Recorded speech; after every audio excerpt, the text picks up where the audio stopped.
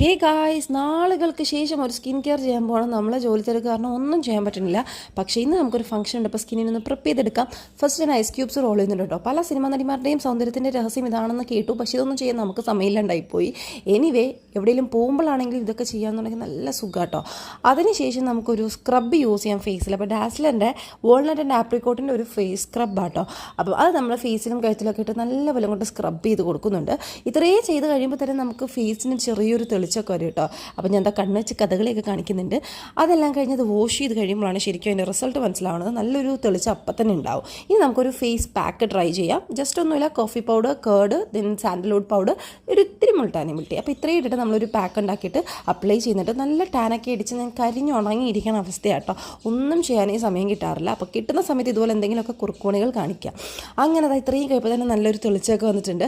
വെളുത്തിട്ട് പാറാനല്ല, പക്ഷെ നമ്മുടെ സ്കിന്ന് ഭയങ്കര ഫ്രഷ് ആയിട്ട് ഫീൽ ചെയ്യും കേട്ടോ.